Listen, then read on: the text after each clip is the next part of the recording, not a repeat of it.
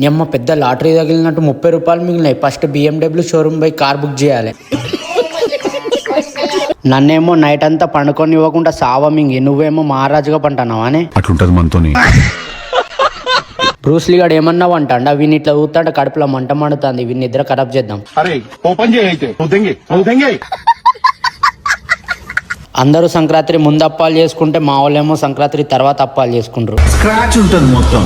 ఇంకా అంకులైతే నీట్ గా పిండి పట్టిండు. మా అమ్మ ఇచ్చిన పైసలు, పిండి పట్టి ఇచ్చిన పైసలు ఓంగా ఏమైనా పైసలు మిగులుతాయా అని ఒకటే టెన్షన్. కనీసం 2 రూపాయలు మిగిలినా చాలు, 2 పిపర్మెంట్లు కొనుక్కొని తినుకుంటా ఇంటికి మింగెత్తాం. నీ అమ్మ పెద్ద లాటరీ తగిలినట్టు 30 రూపాయలు మిగిలినాయి. ఫస్ట్ BMW షోరూమ్ పోయి కార్ బుక్ చేయాలి.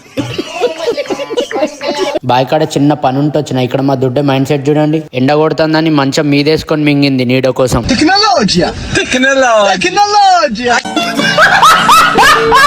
పీస్ఫుల్ గా కూర్చుందామని రోడ్ మీదకి వచ్చినాం. ఇక్కడేమో ఒక కోతి కూర్చున్నది. ఆ కోతిని ఎలగొట్టి 4 కోతులు కూర్చున్నాయి.